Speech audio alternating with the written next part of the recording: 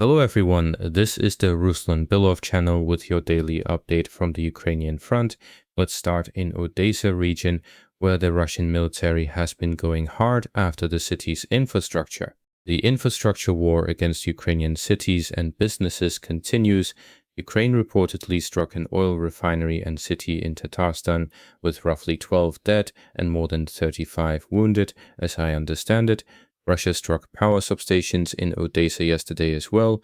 Footage of this circulated online, and bridges have also been hit, which has already had a serious effect. Ukraine's border crossings are now under heavy strain since the earlier strikes on shipping forced exporters to move goods overland by truck to Romania and Poland instead. There's a pileup at the western border crossings, with several thousand trucks reportedly queued, and the same is happening here in southern Odessa region. Ukrainian military sources are also reporting that Russia is preparing simultaneous strikes involving 200 ballistic missiles. Imagine what happens if all of those are aimed at Kiev. I'd expect a large share of the city to evacuate quickly because the damage would be enormous. For now, the situation isn't quite that bad for Ukraine, but the capital could realistically be facing something like 30 missiles a week, and the Americans don't seem to be in any hurry to help with that.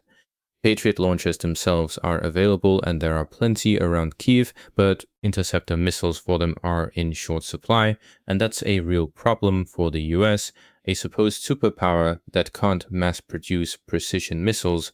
The light version of the war with Iran drained American stocks fast, and I honestly don't know what they'd do facing a more serious opponent. That conflict taught everyone that ballistic missiles and drones can exhaust even a strong air defense system. Iran reportedly still had a huge stockpile of ballistic missiles left, plus more than 88,000 Geran-type drones. Even the Iranian drones themselves have been upgraded. They're nothing like the early versions, and with Russian input, they've apparently been used far more effectively, punching through US defenses and causing real damage. There was also a report yesterday that the US is helping Ukraine strike targets on Russian territory, including refineries, which won't surprise anyone who's followed this closely, since the Americans have effectively been steering parts of this process since the start of the war. Their involvement isn't as heavy now, but it remains substantial. Nobody is going to simply let Ukraine go. It will be squeezed for everything it's worth as the ideal battering ram against Russia, something Soros himself hinted at back in a 1993 essay, arguing the West should supply technology while the soldiers come from somewhere in Eastern Europe, and that's more or less exactly how it's played out. Now let's move to the front line, where the fighting hasn't slowed for a minute. There's good news, in particular on the Druzhkivka and Kostiantynivka directions. Let me start with the most important story, one you likely haven't heard elsewhere yet.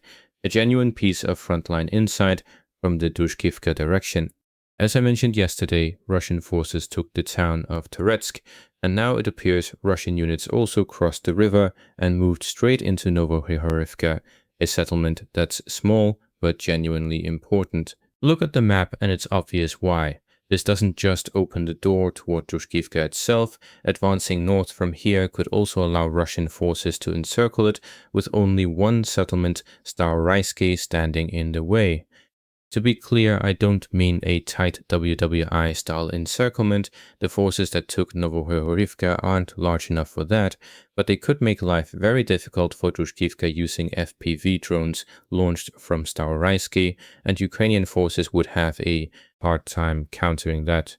On Toretsk itself, we finally got objective control footage today of Russian troops raising the Russian flag, confirming that the town has in fact been taken. The capture of Novohryhorivka also opens possibilities against 3 more settlements that are now effectively half encircled, 2 villages both called Reisky and 1 called Petrivka. I had expected the push to head that way initially, but it turned out slightly differently. One more important detail. Just north of Novohryhorivka sits an industrial site, the Druzhkivka Ore Management Enterprise, which mines fire-resistant clay. You can clearly see the quarry there.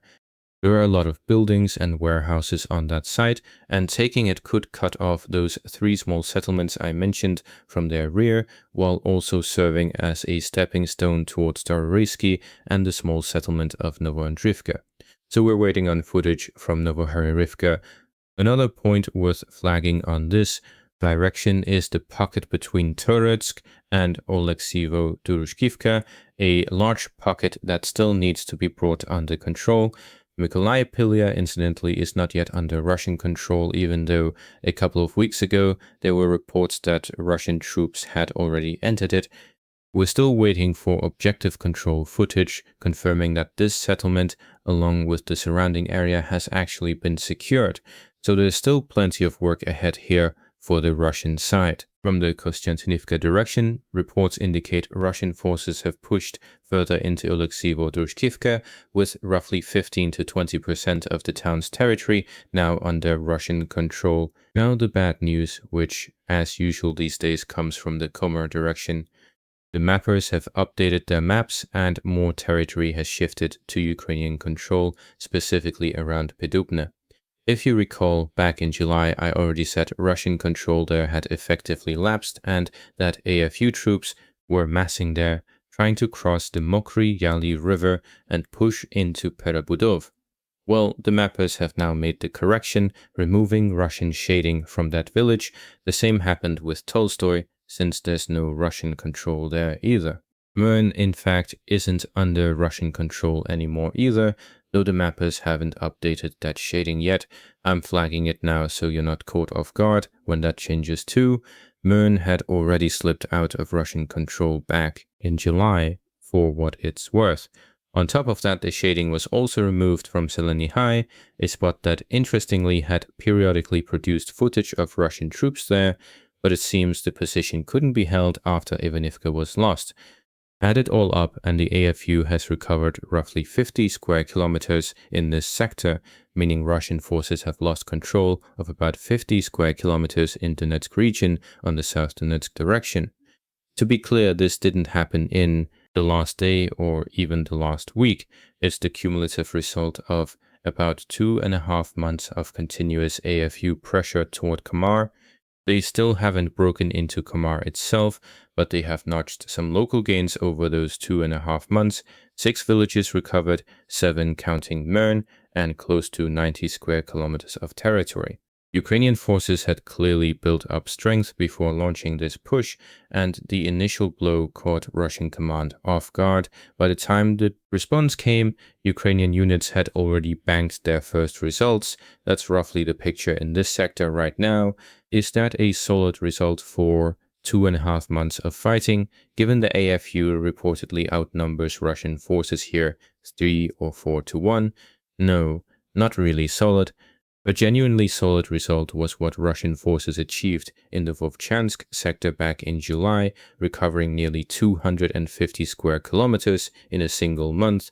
That's what a real result looks like.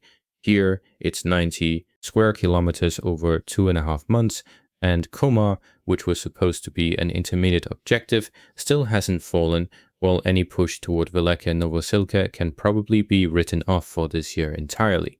Still, they are pressing, as you can see, and the situation isn't getting any easier.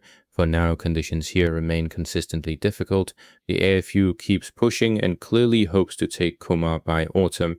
Whether they manage that, I won't try to predict. We'll see over the next couple of weeks. There's another piece of good news for the Russian side. Progress around Zmina Hora, Snake Mountain. These aren't just any heights. They're key high ground in this sector near Pershmarivka, plus the high ground by Vasilivska Pustosh. Those are the 2 key elevations on this stretch of front.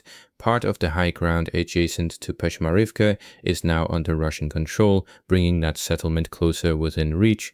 Overall, the outskirts of Kramatorsk keep getting closer, and I wouldn't be surprised if we're looking at an approach to the city's outskirts as early as September. That's not far-fetched. From around Vyshutinsky to the airfield, which is already part of Kramatorsk. It's less than 5 kilometers, so the fighting is already right up against the Kramatorsk's approaches. On the Zaporizhzhia direction, there's important news too, with some modest gains for the AFU as well, starting with Stepnohirsk, Plavny, and Primorsky. Heavy fighting continues for Stepnohirsk, despite Russian sources claiming the settlement is under full Russian control. That doesn't quite match reality. No footage has emerged from either side confirming full Russian control there. It's possible a large part of the settlement currently sits in a gray zone controlled by neither side. Plavny, on the other hand, is fully under Russian control. Fighting continues in the northern part of Plavny and the southern part of Primorsk.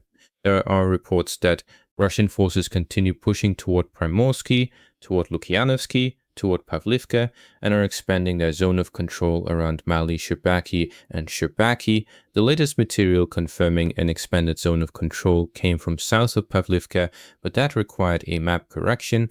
As of today, the map here is unchanged, though updates from this area come frequently.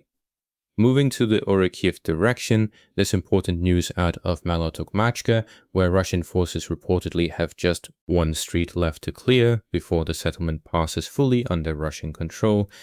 This settlement incidentally became something of a meme after one military blogger claimed Malotokmachka was so critical that the fall of all of Ukraine somehow hinged on it, and the name has stuck as a running joke since.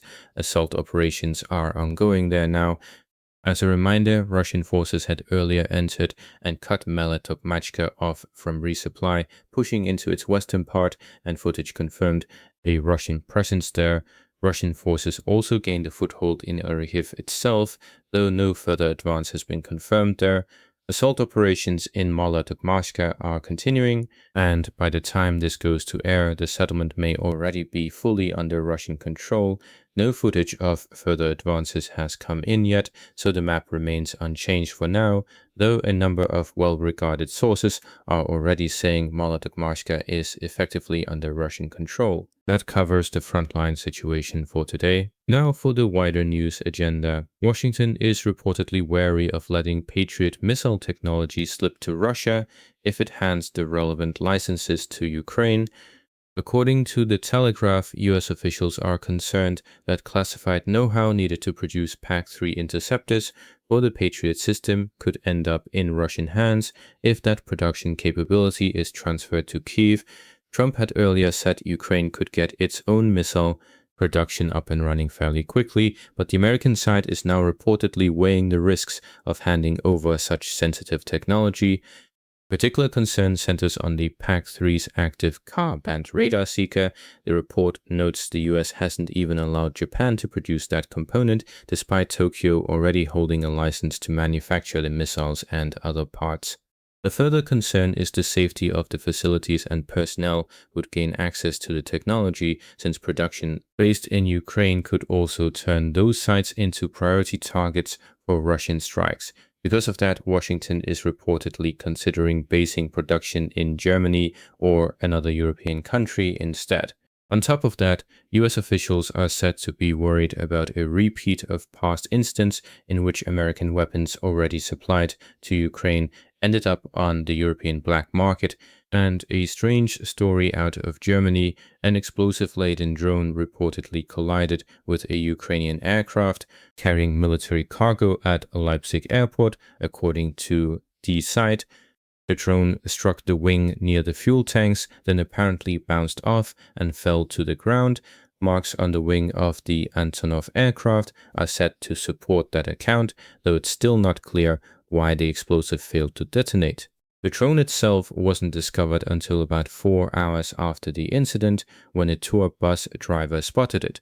The explosive charge was found separately from the drone, suggesting it may have come loose on impact.